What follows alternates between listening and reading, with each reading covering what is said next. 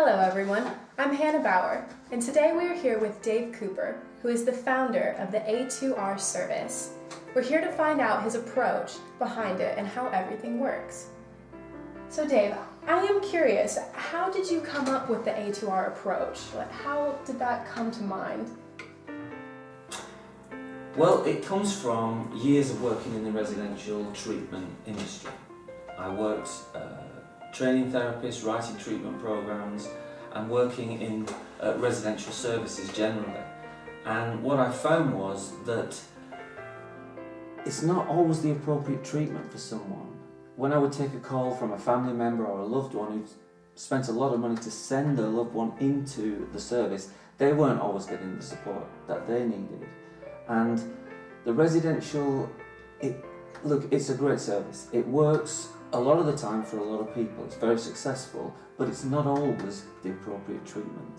And from that experience, I thought, what is it that we need that fits people better in certain circumstances? I wanted something. I knew as a psychotherapist that normal counselling wasn't enough, but residential, very expensive and sometimes too much. So what fits in the middle? We came up with this alternative to rehab, which is a service that keeps people in their real life, at their real work, isn't as expensive as residential, and you get to work with the treatment head. Okay, so you would say that A2R, it takes quite an unorthodox approach when you compare it to your typical residential. Could you maybe highlight some of the key differences? Sure. It's unorthodox when looked at from a traditional perspective. If you look at some of the programs that are done, particularly in America where intervention work is more professional, it's on a more professional basis, even there, the moment of victory is often contextualised as the moment when the addict says, yes, okay, I'll go to residential, I'll turn up, pack my toothbrush. But those of us who work in residential know that's often not the moment of success. Often people go on a revolving door treatment, families can spend a fortune trying to help their loved one and they don't get anywhere. And the reason for it is because if we think about that house on the hill, the typical residential treatment centre, it's got to be theoretical as an approach to recovery because they're out of the real life. The original thinking was, let's take them out of the pressures. Let's put them in a relaxed environment where they can really get down to work, where they're going to get the help they need. But what happens a lot is that you take an addict and take the pressure off them. What happens? They put the feet up, they don't get down to work, but they think, actually, I'm doing okay. I don't even want to use. I don't even want to drink. I'm fine. And that work, that essential work, often doesn't get done. So it's really the difference between a theoretical approach to recovery and a real approach. I'm working with someone in their real life, at their real work. When they phone me up that night or when they Skype me in that morning, it's the real day that they've just had that we're looking at. And for me, that's what makes it really effective. So you're finding it very successful then, keeping the client around the family and their home life and their normal day-to-day routine. You're finding that quite successful then? Sure. One thing I would say is that when I assess somebody, if the situation is too chaotic to stay at home, if there are too many issues, then I would recommend residential. Absolutely, I take people to residential, but only when it's the appropriate treatment. Okay, Dave. So A2R, you've explained kind of where it came from, your approach and everything, but how does it actually work? What does it look like for the client meeting with you, the different approaches that you take? Well, we layer it depending on what the needs are. The first level, if you like, is what we call Skype only. This is for people who don't live in the Northwest, whether they're in a different part of the country or in another country. It works perfectly well because what we want to do is talk to somebody briefly every day. It's that daily contact that you have to have. And so we have a half an hour call either often very early in the morning or very late at night. It's one of the things you can do when you're not going face to face that really works. And again, we're dealing with the real day. The other 4 levels are basically different levels of complexity. If a person is a single person, maybe living on their own, they'll be fine usually with the first level, which is 5 Skype calls through the working week and 1 face-to-face. As things get more complex, we go down through where maybe loved ones are involved, family are involved, we need more face-to-face, more sessions. I often work with the whole family, for instance. They may need support over the weekend. We do it in different levels that way. So you're quite passionate about it, Dave. What would you say to someone if maybe they're considering A2R, but they're a little bit unsure? That's a good question. What I would say is, particularly if you're in the Northwest, make contact. Send me an email, phone up, we'll meet, we'll have a coffee, and I will talk to them about what I do and what it is and what it isn't. If you're further away, let's do it over a phone call. It's a good way of checking out what it's like to work on Skype. That's very interesting. So, what would you say are some of the advantages to A2R, the way that you're layering it and the different steps that you're taking?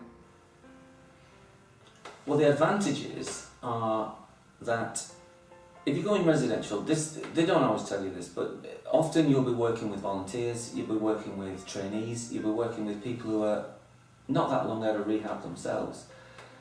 I don't use volunteers, I don't use trainees, it's me. That's who I am, that's what I like to do. I'm very passionate, as you say, about this. So what you get is me. It's like working with the head of treatment every day. Other advantages, I would say, some people want to be discreet. Maybe they're in the public eye, maybe for reasons best known to themselves, they just don't want it well broadcast that they're going into treatment. Rehab's got a kind of a stigma to it. So it's private, it's very private. Nobody needs even to know that you're in treatment. Another advantage, let's be honest, money, hugely important. I wouldn't like to say what the percentage is, but it's a fraction of the cost of residential, and yet you're getting the head of treatment.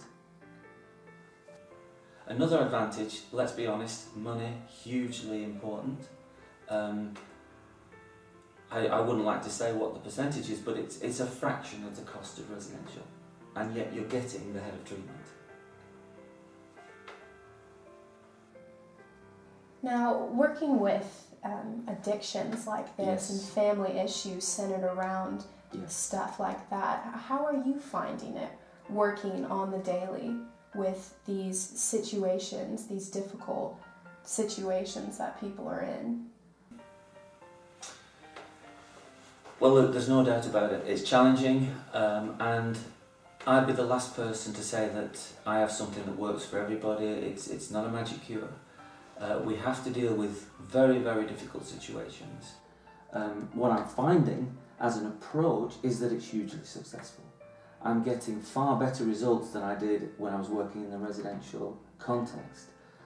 I absolutely love the work. It comes from my own recovery, which is now over 30 years, say no more. I've been doing it for half my life.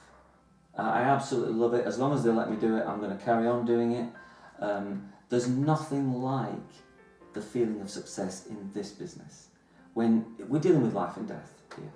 And so when somebody gets that recovery, when somebody finds that new life, they're literally born again. And there's nothing like it. It's what gets me out of bed in the morning. I'm never going to stop.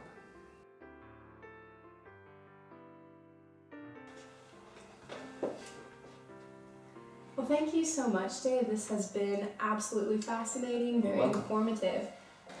Just in closing, could you maybe touch on the different forms of addiction? You know, with the new age that we're in today, maybe some habits have come about that weren't about 30 years ago. Sure. Could you maybe just touch on those a little bit? Of course, and thanks for the question. I mean, there's no doubt when I first recovered myself, we're living in a different world now.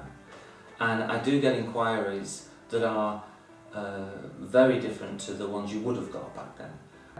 With the advent of the internet and the broadband that we get now, gambling particularly, and pornography particularly. Now, I don't distinguish in the sense that I work with addictions. It's not just alcohol, it's not just drugs, it's not just prescription medication and so on. They're all forms of addiction, and because of the way I work, we take all comers.